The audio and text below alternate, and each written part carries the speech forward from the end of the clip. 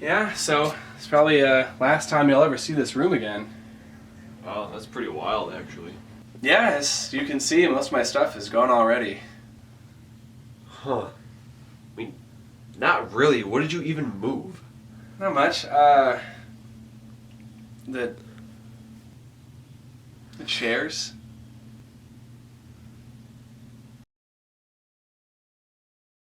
What's poppin', you Perry Platypus looking motherfuckers? Today we're back in the apartment one last rodeo, just like the olden days. Yeah, this is episode 37 of the Too Bad We Didn't Get Into Cars podcast. My name is Nick Scarpinato. And this is VJ. No, your name first. Sitting on my shoulder. No one knows who you really are. Poorly. You can't say my shoulder if no one knows who you are yet. My name is Pleasure Pete. Nope. And today we're no, it's not. talking some dumb shit. David Kapusha cars. You already know who You already know. And Vanessa, because she was so nervous about having to move out of this apartment, which we talked about in the last episode, but I'm moving. She popped out a little one, didn't you? Cats versus pickles, huh? Yeah, she Vanessa has a little girl now. What the hell is cats versus pickles? I don't know. I found it at my parents' house. Never leave this item with an infant. So I guess it's not a kid. Hey. Uh-oh. Don't leave this Danger. with me. Danger.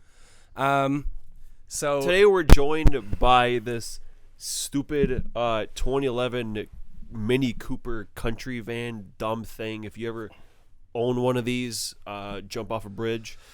Yeah, he's not a fan of. I don't really care. It's just stupid. Where's the car? Who the hell drives Coopers, Where'd you put it? It's right here. Hey, we gotta show it to the camera because they need to see what the car is. All right, hold on. All right, that one does not autofocus. Son of a. All right, this is the. Hold on. This is the 2011. I already said 2011 Mini Cooper. Yeah, you got it. Unbelievable. Okay. Sorry, Hi. Sorry. Hi. This is for the sake of the. Oh yeah! Look at that. Was that worth it? No. Was that shit? Okay. Well, this is gonna be a very interesting episode because for those of you at home who are watching this, you will never see this room again, ever again, actually, and it's a little sad. You know, I have only ever moved out of houses maybe 3 times in my life. Once for college, once for here, and once for when we moved in to the house that I'm in now. It's a lot of times, but it never gets easier. It gets harder because you just get more things. You get more things, and you get more sentimental about things because you get older and you start to realize just how much value life has and how much value time has. Life's not a waste of time. Time's not a waste of life. So let's have the time of our lives. And you ever seen that Pitbull clip? No. All right. I don't watch trash. Whatever, man. Fuck you, Pitbull. Pitbull, listen, if you want to do whatever you want, if you want to sponsor the episode, that's fine. Because I know you sponsor podcast episodes. He doesn't. He totally doesn't. But, yeah. How many times have you moved out? Because you didn't move into a dorm for college. You were commuting. Oh, man. I moved Excuse to you. Lyle once. Once. And then to Tinley. Yeah. And that's it. I So mean, back to my mom's kind of, but we only have like 20% of our things there. So that one doesn't count. Yeah. So only twice. So we both have similar sort of experiences moving out of places and moving into new places. It blows ass. It really does. I understand wholeheartedly people our age now that are like, I think we are going to move into a house. And my first reaction was always, in this economy? But now I'm like, it does seem a lot easier to just have your shit in one place for like 10 years, you know? Yep. But that will come in time, as we all will, because November is over. so everyone can nut again. And shave. Everyone Nut that's and been shave on the same day. everyone that's been edging all month and everyone that's been not shaving all month. You're finally free. You're free. Go come right now.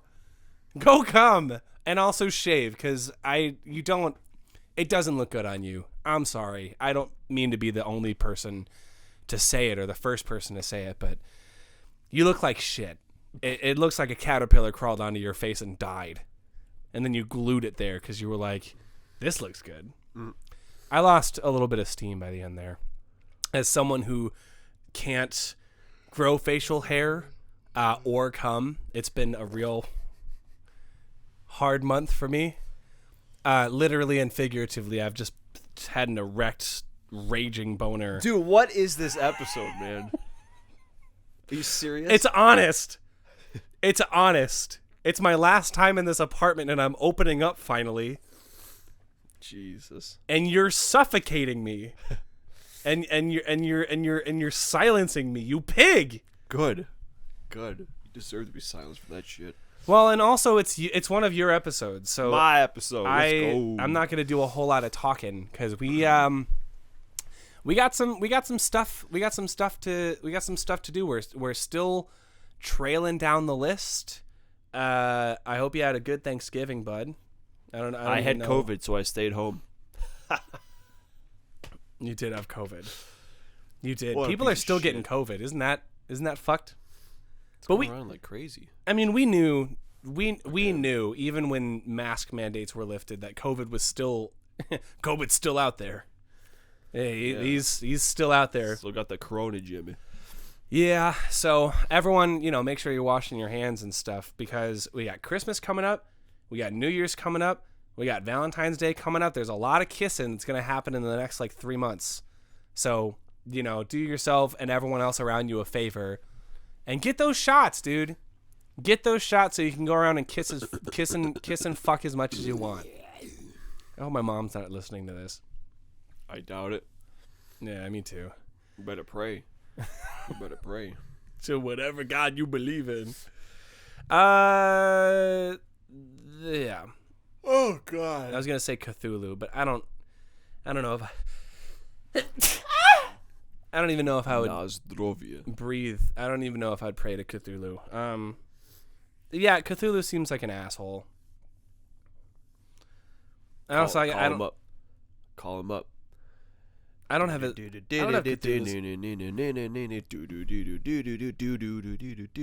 That's for Metallica fans out there. So, speaking of That's Metallica, for Dave Mustaine fans out there. oh, yeah, I guess Unbelievable. you're right. So David, I'm glad you had a good Thanksgiving. I'm sorry, had COVID, but we got Christmas coming up. Everyone, remember to buy your presents by the time this episode comes out. We'll have T-minus 20 days till Christmas. That's less than 3 weeks. So you gotta go to the dollar store and get some candy or some of the those fans, the battery powered fans. People love those. You know how hot it gets in the winter. But before that, and before we end up talking about Christmas movies and the like, we gotta talk about your stuff. We gotta go down. We gotta talk about your list of Talk things. about my shit. What's first? Movies. I can't decide, man. We're talking 2 movies today because I don't give a fuck. Oh wait, we haven't figured out the. Oh yeah, I guess we're doing. I guess we're starting to talk about Christmas movies today. Yeah, it's December. What do you think? That's right. Fucking weirdo. Hey, to be fair, we missed the second half of our Halloween stuff. We did. So my mind is all discombobbled. We're talking Christmas, Marie. All right. We're talking Christmas. Christmas. Part 1, first half, we're going to talk Elf first because E comes before H.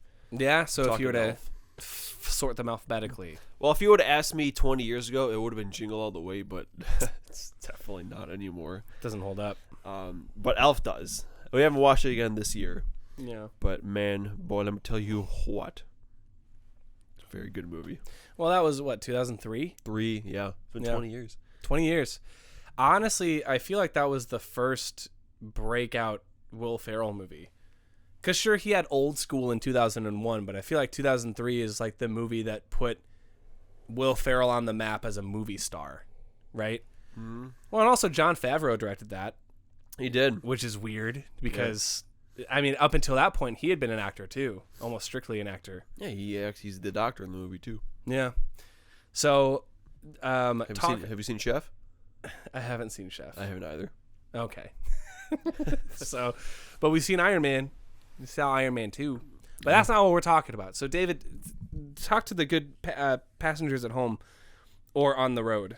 What you remember about watching Elf for the first time? Was it at home or did you see it in theaters? Hell no, that was a home thing. It was a DVD coming soon to own on DVD. Wow. You know, one of those. Yeah. It had it was in the white case because it was a Christmas movie. And then I remember just wanting to slap Zooey Deschanel's titties around. You know. Okay. Well. We're sorry, Zoe. Hey, man. As a kid, we were 8 years old. Yeah, I didn't even know. That was one of my early crushes. Yeah, we didn't know what to do with all of that. What was your name in the movie? Yeah. I don't know. I don't remember. I'm gonna look it up. But yeah, you got Papa Elf. Papa Elf. He's still alive, which is crazy. Papa Elf? Yeah. What's his name? Bobby Newhart. He's like 94 years old. Oh, he was also. I feel like Bob Newhart was he was an old TV guy. Probably. I mean, he's been around for almost a goddamn century. Yeah. Which is wild. So, he was born in Oak Park, Illinois. He was. Yeah, that's cool. Not too far from here.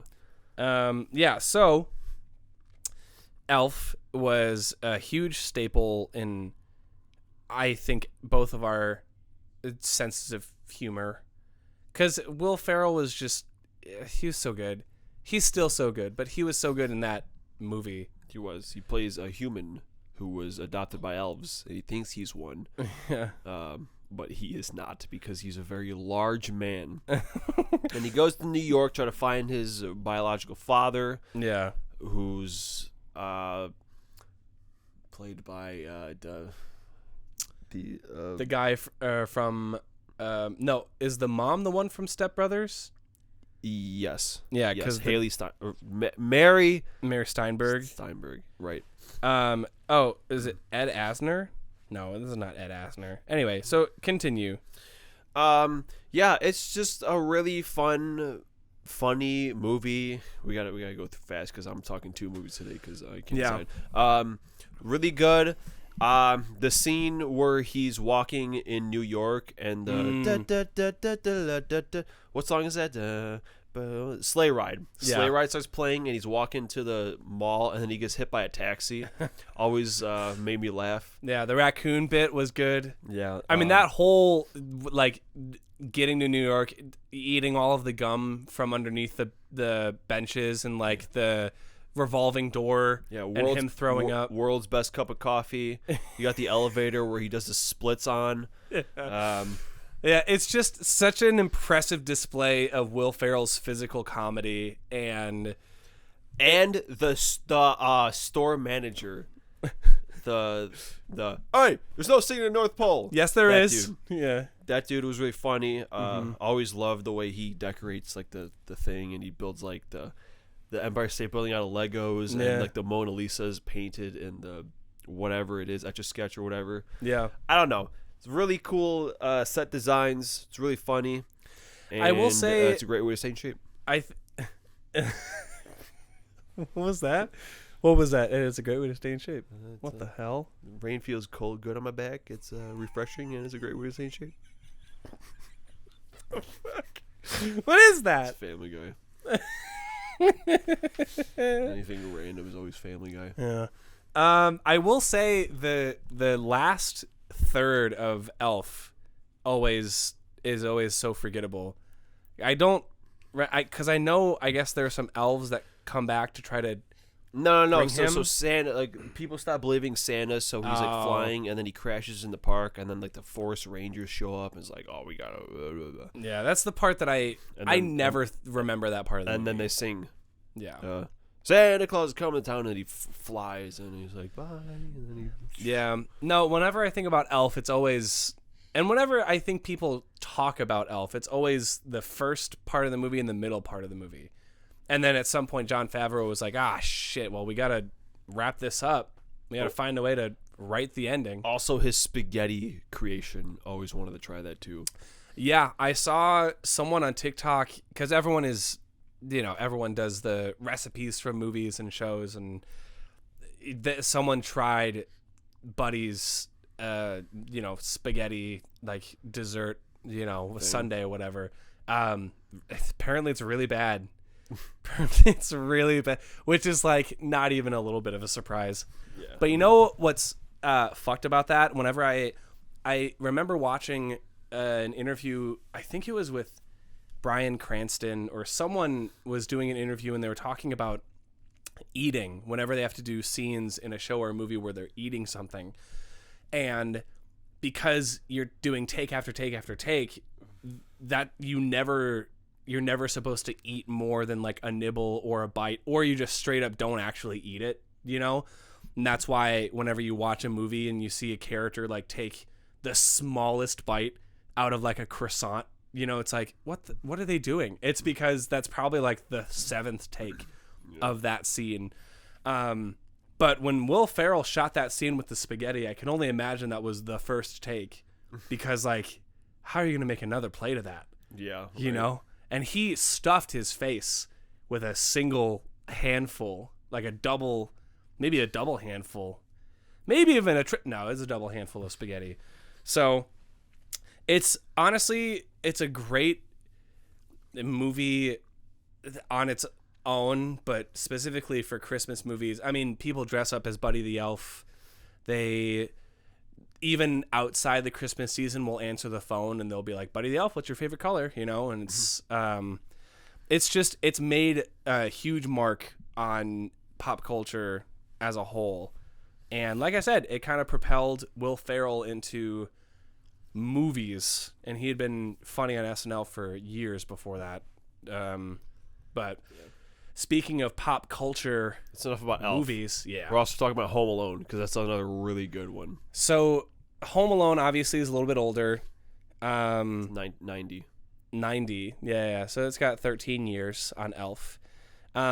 This one I feel like appeals to more not demographics, but like, a lot of parents know this movie from when they were kids, and a lot of kids know this movie because they find out that Macaulay Culkin became a little bit of a fuck up and then redeemed himself, and they're like interested in, just watching that movie for the sake of like, oh yeah, so this is what he was doing.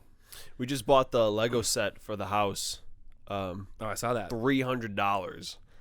Was it in one of those black boxes that was like the official, like, this is like the adult Lego? I mean, I think so, because it's like a shitload of pieces, or there's a lot of detail in it. It's a very nice set. Yeah. I mean, they did that. I think that's for like one-offs, because like they did that for the Seinfeld set. They did that for the Friends set. They did it for like a couple of different movies and stuff like that. But yeah, a classic movie in its own right. Much like Elf did for Will Ferrell, I feel like Home Alone single-handedly put Macaulay Culkin on the map, but in a much different way, because he was a child. Yeah. But he's a good little actor. That kid, he's gonna go on to do great things. The movie's funny. You got Joe Pesci. Yeah. And, the Wet Bandits. The other dude, Marv. Well, you scared, Marv? You scared? Just a lot of quotable scenes from this movie, especially when he gets to the fake movie he watches. Oh yeah, like Angels. Something about angels with whatever leave it on the doorstep. Oh yeah, where it's the whole pizza guy. Yeah, and then he plays it for the pizza guy. And then again for the robbers, like just the perfect dialogue to use. It's really good. Also, one of my favorite moments of the scene is every time someone drives up, they hit the statue in the front of the house. Always really like that. Yeah. Fun fact, the movie was directed by Chris Columbus, who later went on to direct the first couple of Harry Potter movies, which also people watch around the holidays. Which you also might know from Discovering America. Dude's been around for a long time. He came to America, and first thing he said was, you know what? I want to make movies. I'm going to do it. And everyone was like, what the fuck are you talking about? It was also produced by John Hughes, who is super famous for directing and writing a bunch of 80s movies classics, The Breakfast Club, Ferris Bueller's Day Off. So it has definitely that style of... It just has that... It's very nostalgic when you watch it, and it's very... I don't know. It's just warm. It's just a warm movie. It takes place in Chicago, which is cool, and it was filmed in Illinois on location. Yep. So it's a hometown movie. What else? It grossed almost $500 million worldwide. Made $496.7 million, which is wild. Yeah, it's really good. It's just another one of those movies that you don't get sick of watching. Oh, John Williams did the fucking score every year. Huh? How about that? Dude, this movie is it's front to back just studded. Star studded. There's a lot of good shit going on. Yeah. Dang, dude. And not that the movie's like believable or anything, that this little kid's just messing up these like two dudes. Booby traps. But when you compare it to the second one where it's stupid and it gets like really, really dumb with it. Yeah. This one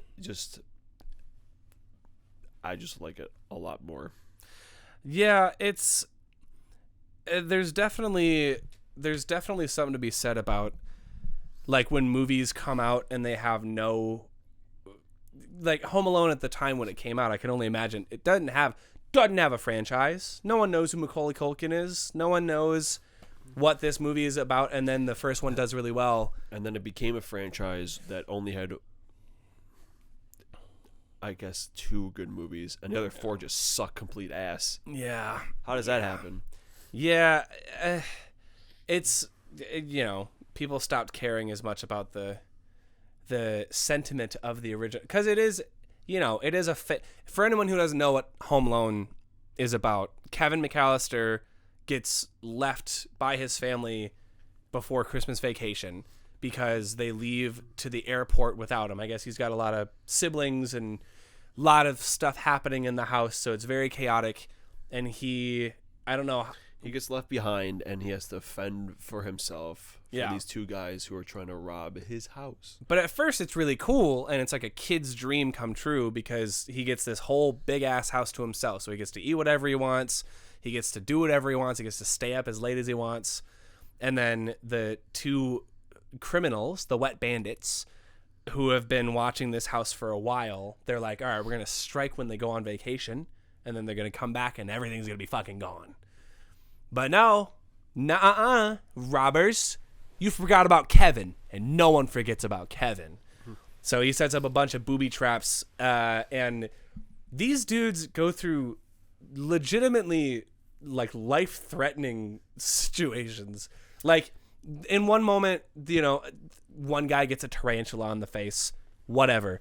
Doesn't Marv straight up get electrocuted? That's the second one. Oh, well. That's what I mean by the second one gets like way dumber. But no, yeah, he gets a iron dropped on his face. He gets that's not easy. A nail right in his foot. Yeah, that's hard to watch, dude. That's harder to watch than most horror movies. Fucking Harry gets burned. His head gets burned. Another one of my favorite scenes, like when he opens the door. Oh yeah, and it just flames. He's just like he's screaming, and it like zooms in. I don't know why it's really funny, but it is. Yeah, they just kind of go through shit, and they get fucked up, and then they get pounded by the shovel man. Shovel man, the neighbor with the shovel. Oh yeah, I forgot about Shovel Man. Yeah. It's really good. It's if you haven't seen Home Alone yet, it's the perfect time. It's the perfect gift. So if you have nothing for your family, just be like, you know what? I didn't get you guys something, but I got you something even better. And if you really love this movie, get the Lego set. Yeah, there you go. Yeah, get the Lego set if you really, really love this movie. I just said what you said. Yeah. Yeah. Don't stop it. Stop it. Stop it right now. Nah. All right, what's next? So, from one iconic actor to another iconic actor, we're going to talk about a third iconic. No, we're not. No. Wait, what's your album? No. What are we talking about? We're talking High and Dry by Def Leppard. Woo! This is number 6. That's number 6 favorite album of all time. 6. So Def Leppard, I feel like we've talked about on the podcast before. We definitely have. I mean, at least when the new album came out. Right, but we haven't talked about this album, High and Dry. So give the folks a little bit of background. Just let them know what this is all about. Yeah, well, Def Leppard is one of the first bands I ever listened to. Yeah. And for the longest time, Pyromania was my favorite. But then, digging deeper into their catalog, you realize that High and Dry just rocks so hard. Yeah, it rips. I mean, man, 9 out of 10 of these songs just go totally ham. Yeah. Don't really like No No No. It's just kind of messy and forgettable. But the other 9 songs back to back to back to back, kick-ass songs, man. Yeah. It's really good. This is before Phil Collin showed up. Phil Collin with one single Collin, not Collins. Yeah, because Collins... He was from Genesis. Yeah. Phil Collin is the other guitar And that Def showed Leppard. up after Pete Willis got fired for being a fucking dumbass. Damn! But he wrote some pretty good riffs. Yeah, this album is... So this is one of the only albums on your list that I've actually... listened to all the way through. Only because I made you. Only because you made me. Well, because we were driving maybe 45 minutes to Bolingbrook, and I was like, what do we listen to? And he was like, have you heard High and Dry yet? I was like, no. And then he put a gun to my head, and he said, if you don't pull this car over right now and spend 45 minutes actively listening to this out, he didn't do any of that. Well, High and Dry's original creators, I almost messed up and I turned it into a different thing. I meant to say Def Leppard. Def Leppard has always been kind of a band that we both listened to and bonded over in our shared love for music and all that good stuff. And it also helped that it's a band that a lot of parents like.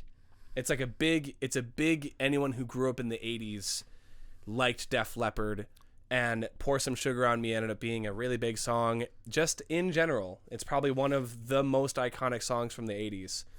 Yes, but that's the thing is most people think Def Leppard was always just the cheesy ass 80s, pour some sugar on me, but no. Yeah. You go back to this one, and it has a little cheese with Bring On the Heartbreak. Little cheese. That was your first single. Yeah.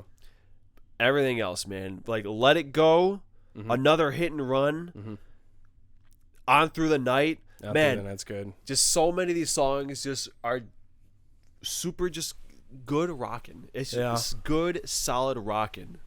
They're all very riffy. I think my impression of a lot of songs were obviously I feel like bands, they develop their sound through a lot of experience and a lot of recording and writing albums and playing and stuff. And at least from what I know about the music industry in the 70s and 80s and things like that, to get a record made was a really, really big deal. And until that happened, you had to play a lot, and you had to put in the work on the ground and play a lot of clubs and get your name through a lot of people's word of mouths and stuff like that. Whereas today, it's kind of you get a kid who produces music in their bedroom, and then they get a record deal where they just put out singles for 3 years and albums aren't a thing anymore.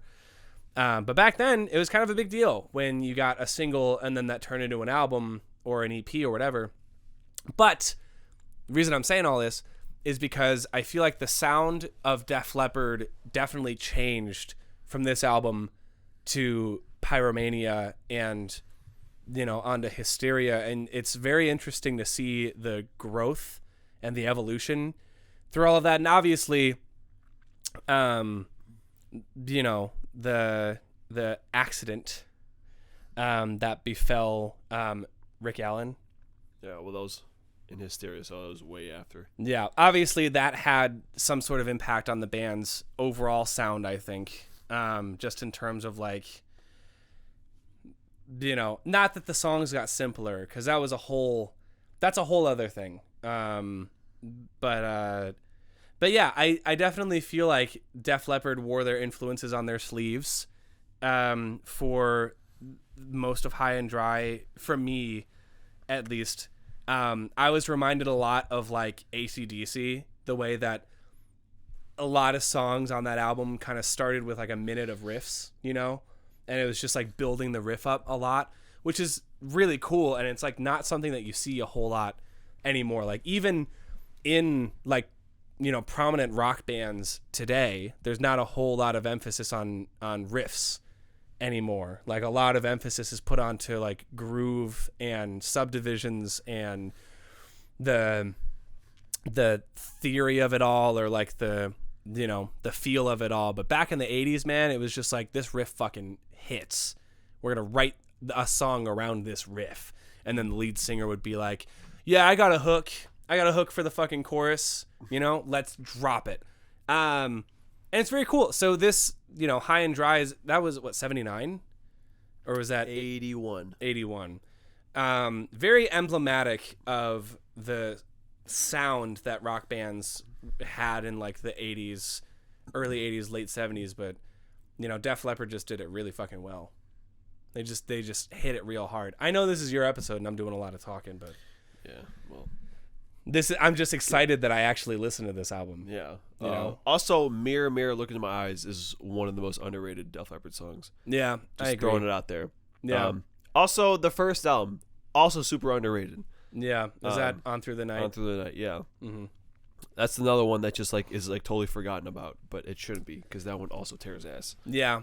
And I feel like a lot of people nowadays, they think about rock bands, and there are so many rock bands that have such quintessential first albums, and Def Leppard is never talked about.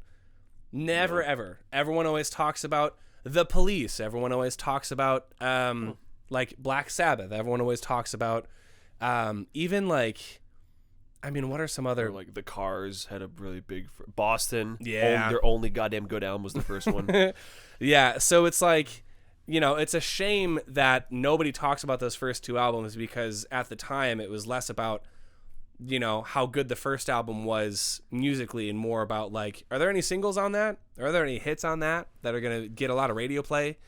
And for Def Leppard, that wasn't really the case until Bringing On the Heartbreak. But even then, they didn't have a big, huge, notable hit until Photograph, I think. Yeah. So if you're a Def Leppard fan, or you're a 80s rock fan and you haven't heard High and Dry, listen to that shit, man. You gotta I'm telling you. Put that shit on, dude. I'm an expert in these matters. Yeah. Check out David's channel where he talks more about did you do a Def Leppard discography? I did. Yeah. Check out his Def Leppard discography video, because yeah, man, he's not kidding. He's an expert. He does this shit all day. All day. Well, I guess I used to, but not so much anymore. Yeah, we're both hard. We're both sort of in the middle of... Full-time jobs suck, man. Yeah. Yeah, full-time jobs suck. But you know what doesn't suck? Luigi's Mansion. It's my next favorite game. Yeah, video games is cool. Video games is cool. Love Luigi's Mansion, man. Yeah. Always, just... so we're talking about the GameCube classic, right? Yes. Yeah. Yeah. So... everyone knows Mario, right? Everyone knows freaking Mario. Mario, the brothers, the Koopas, the Goombas, the Peaches, the Bowsers. Everyone knows. But no one knows about Luigi, right? Everyone always writes Luigi off. No one gives a fuck about Luigi. Except the real ones out there. Yeah, Luigi fans, you guys get it. And he had a couple of his own. Pretty sure this was his first like good game. Yeah, or at least the first one where his name was in the title. At least, like the nerd videos of like the Luigi games, like Mario's Missing or whatever. Yeah. That apparently ass. Yeah. This one kicks ass, man. I remember back in the day when you go to like hotels, they actually had like a GameCube. Yep. I don't think it was the actual system, but like in the TV, you had like the GameCube controller, Yeah. and you could play some games. And Luigi's Mansion was always there, and I always played it every time. Yeah. And I only ever got to like the baby, like the first mini boss. I played that first part of the mansion so many times. Even my cousins, they had Luigi's Mansion, and I played it there too. Yeah. Well, because neither of us had a GameCube. Yeah, I didn't actually own this game for a long time until I finally got it, and I beat it for the first time, and it's just awesome. It's awesome. I mean, it says a lot that it's in your top 10, despite the fact that you never... Is it top... Or are we on like number 11? We would be on like number 11 right now. Oh, fuck, you're right. I was thinking albums. I don't think we're quite in the top 10 yet, but... No, this is number 11, I believe. 12. I don't know. Whatever. Yeah. So, but still, to make it into the list of like noteworthy games, I think it's why I liked Resident Evil 7 so much, because it reminded me of Luigi's Mansion. Just like you go around, it's just one building. Yeah. Right? It's one big mansion, and you go around and you learn, where all the doors go and everything, and you get a key and it unlocks the door over here, and then you get another one, and you just keep unlocking doors. Yeah. And you just keep going unlocking more of this mansion. And that was the same thing with like the first part of Resident Evil 7 with like the baker's house, and even Resident Evil 2 with the police academy. Yeah, you're there for a really long time. Like that whole aspect of like you're just in this house the whole time. Yeah. And I really like that. And it's just it has my favorite Mario character of all time, Professor Egad, absolute legendary. Yeah. Yabu yabu, suku suku, umaka, samuratake. Like me and Josh would just like quote that to each other all the time. Also, he used to like come over to my house in like middle school, and like we just played Luigi's Mansion. It was awesome. Yeah. It's a great game. I mean, in your ringtone, I think, is it still? Yeah. No. Well, for a long time it was the what was it? The Game Boy Horror. Bow no no, bow no no, boom boom boom. I could have sworn it was the Luigi's Mansion at some point. Yeah, that's the tone. Like when Egad calls you on the Game Boy. Oh. That's the ringtone. Oh. Down no no, bow no no, boom boom boom. Also, the main theme kicks ass too. Yeah, I learned how to play that on guitar and like keys, and just like they made two other ones. Like the second one, Dark Moon, I didn't really like that much because it's mission based and it's kind of like stupid because you keep like warping in and out of the house. Yeah. The third one was pretty good too. It's like a hotel. Because that was on the Switch. Yeah. And Dark Moon was on the 3DS, but it is being ported to the Switch, which will be interesting. We'll have the whole Luigi's Mansion trilogy. No, not the first one. They remade it for the stupid ass 3DS. How dumb is that? I was gonna say it's not even on Virtual I mean, I guess they don't have a GameCube Virtual Console yet. Unbelievable! Like on its way out, they gave Luigi's Mansion remake to the stupid piece of shit 3DS.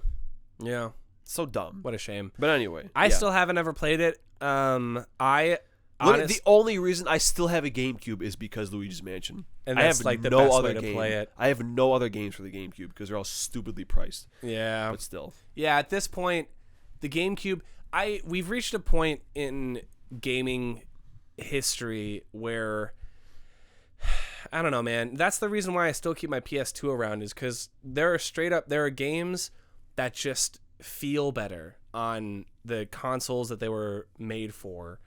And obviously some ports need to happen. Some ports deserve to happen, right? Like, I'm trying to think a game that really benefited from being ported from one system to another. I'm thinking like old PS1 games, like when Crash Bandicoot got remade. I feel like a lot of people were happy with the the Insane trilogy. Yeah. Or like Spyro 2. Yeah, those two I know were really popular. But like then there are games like The Last of Us. We don't need a PS5 port of The Last of Us or a PS4 port. All right. We don't need a port for the second one, but people were like the first one, so obviously they're gonna keep porting like fucking Skyrim. Yeah, Skyrim didn't need to be ported. Oh, you upset that they're releasing it for the 40th time? We'll stop buying it then, dumbass. What a bunch of fucking idiots, man. We're not talking about the whole gaming industry being occupied by complete morons. Yeah. But I will say it's interesting that I mean we were such big Pokemon kids. The fact that I got a PS2 instead of a GameCube when we were younger, there were so many times that I regretted it because my cousins also had a GameCube and that's how I played like Pokemon XD Gale of Darkness, and that's how my cousin was able to get a fucking Jirachi in his Game Boy, like in his copy of Ruby, was because you had the mystery the gift adapter thing. Yeah. And also you could play Game Boy Advance games on your TV. Yeah. Which was huge, which is like something that, I know people in the 90s were able to do with the Game Boy and then the Super Game Boy for the Super Nintendo. But yeah, dude, I mean... Yeah, when are we going to be able to play 3DS games on the Switch so I never touch that stupid thing again? When's that happening?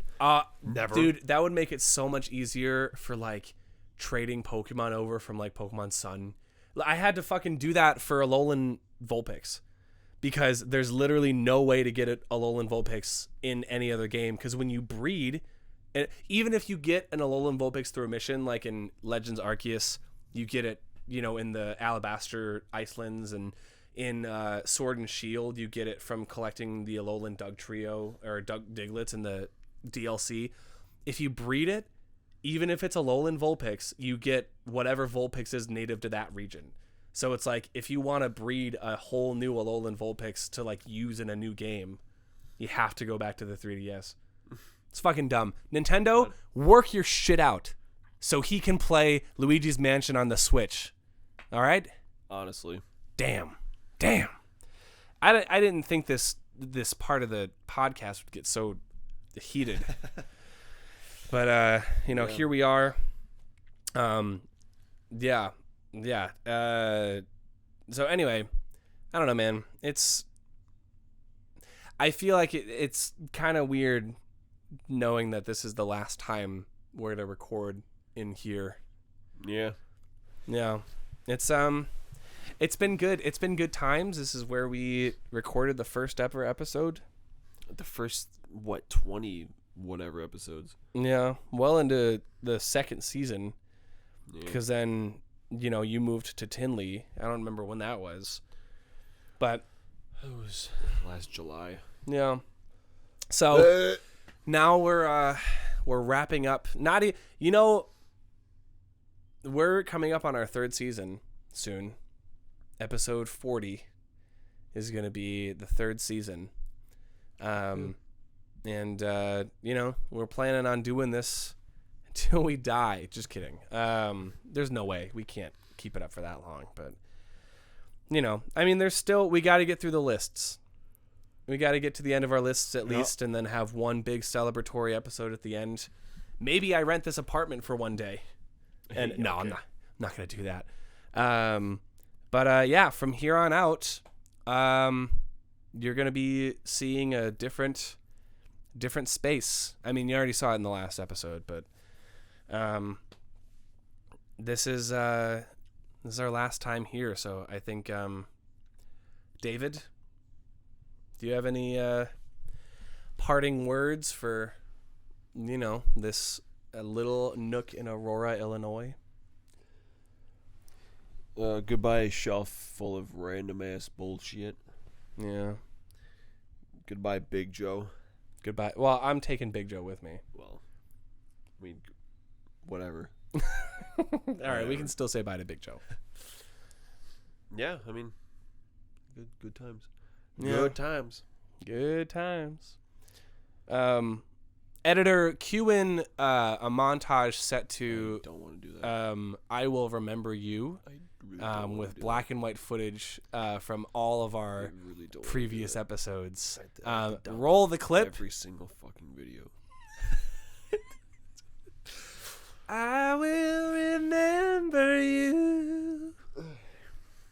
So there you have it. That was the compilation, and I swear to God, if it's not in the episode, or if you only cut it down to be 3 seconds of a single clip in black and white, You want us to get DMCA'd by whoever whoever made that shit? I'm gonna have an aneurysm. Hey Siri, who sings the song "I Will Remember You"? Let's see. Not Skid Row. It's not Skid Row, damn it.